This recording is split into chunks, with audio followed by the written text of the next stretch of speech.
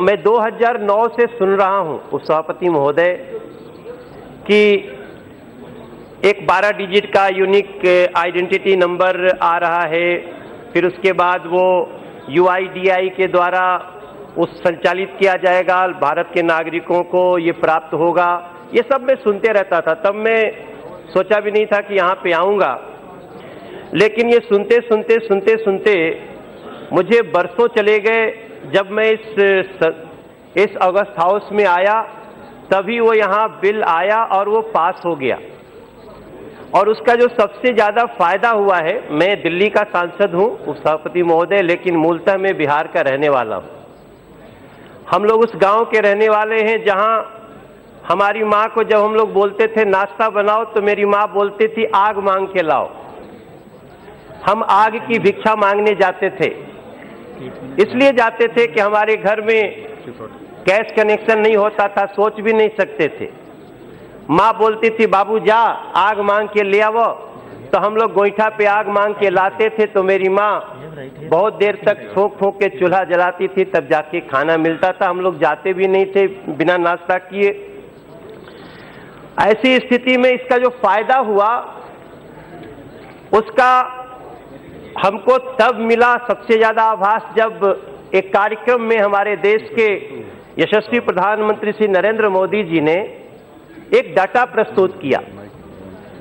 मैं भी हूं चौकीदार कार्यक्रम में वो बोल रहे थे और उन्होंने बताया कि ये आधार कार्ड आने से पहले, इसको लागू होने से पहले हमारे देश में 8 करोड़ ऐसे लोग थे जो धरती पे पैदा ही नहीं हुए थे, लेकिन वो उनके लिए यहाँ से सब्सिडी भी जा रही थी, उनके लिए यहाँ से सारी सुविधाएं भी जा रही थी।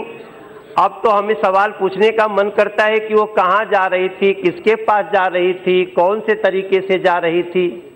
और इसमें कम से कम 45,000 करोड़ से 50,000 करोड़ रुपए तक का देश का खजाना लुट रहा था, वो बचाया गया।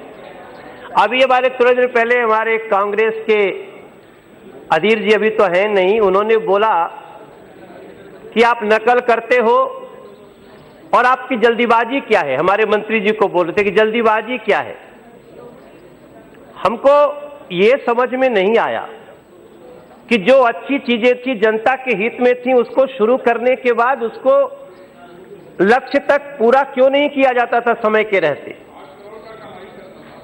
हमको ये सवाल उठाने का मन करता है कि आप संसद के समय का सदुपयोग करने वाले हमारे विद्वान मंत्री के लिए मेजे थपथपाने की जगह ये सवाल करते हैं कि जल्दी क्यों है।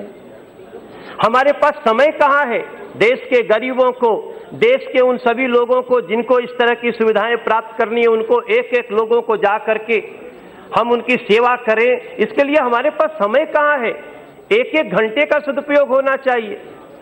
मैं उसके लिए बहुत धन्यवाद करता हूं माननीय मंत्री जी का। और उसी कार्यक्रम में मैं भी हूं चौकीदार में प्रधानमंत्री जी ने एक और डाटा दिया था कि विभिन्न योजनाओं में जो डायरेक्ट बेनिफिट दिए जाते थे, ये आधार कार्ड आने के बाद लगभग 90,000 करोड़ की बचत हुई।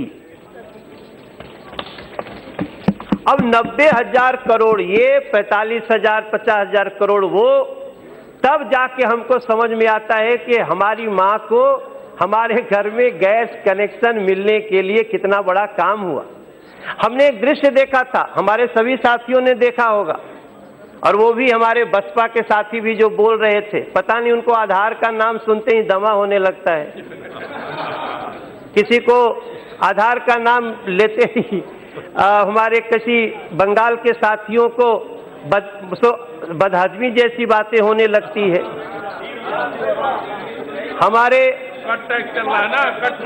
हमारे इस सदन में उप सभापति महोदय आजकल कट मनी की चर्चा है। अगर ये आधार जब तक नहीं था तब तक तो मनी ही कट हो जा रही थी। वो पैसा पहुंचने की बात तो, आधा पहुंचने की बात तो दूर, वो तो उसका कहां जाता था, किसके यहां जाता था। और धन्यवाद उस प्रधानमंत्री जी को, नरेंद्र मोदी जी को। मैंने वो दृश्य देखा था, हम सभी साथियों ने देखा होगा कि जब हमारे नरेंद्र मोदी जी पहली बार प्रधानमंत्री बनने के लिए जा रहे थे तो उनकी माता जी ने उनके हाथ में 100 रुपया रखा था। ये देश पूरा पूछ रहा था कि मोदी जी आपने इतने वादे किए हैं, क्या इस 100 रुपए से ही पूरे हो जाएंगे? हमारे जैसे सांसद जब बन के आया पहली बार, तब भी हमारे मन में आता था कि 100 रुपए एक मां ने दिया तो है।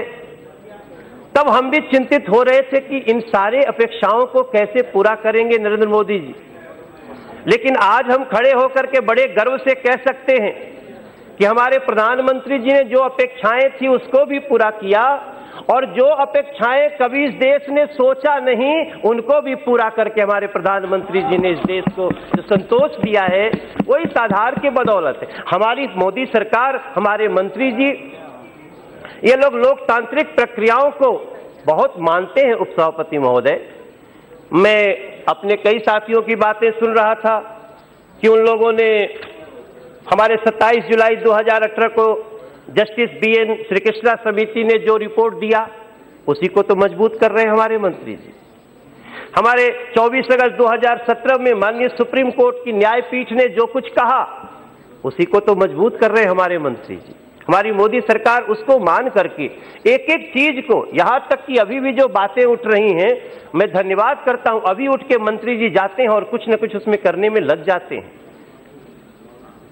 ऐसे नेतृत्व के रहते इस आधार को जितना हम मजबूत करेंगे उतना ही फायदा होगा। लेकिन उपसभापति महोदय, मेरा एक लाइन का सबसे प्रार्थना है कि ये आधार, इसको याद रखा जाए, ये सबसे बड़ा शत्रु है आधार कार्ड भ्रष्टाचार का, और जिनको भ्रष्टाचार प्रिय है वो कभी इसका समर्थन करेंगे नहीं। इसलिए इस भ्रष्टाचार रूपी राक्षस को मारने के लिए आधार में जो ये आधार अधिनियम में जो संशोधन आया है, मैं उसका समर्थन करता हूं, और मैं पूरे सभा से चाहूंगा कि हम सभी मिलकर के इसका समर्थन करें। अभी और भी जरूरत पड़ेगी संशोधन की, और भी करना चाहिए। कोई भी भ्रष्टाचारी बचना नहीं चाहिए और किसी भी निर्दोष को सजा नहीं होनी चाहिए। ऐसी धारणा को रखते हुए हम इस बिल का समर्थन करते हैं और सभी से प्रार्थना करते हैं आप भी करें। बहुत बहुत धन्यवाद।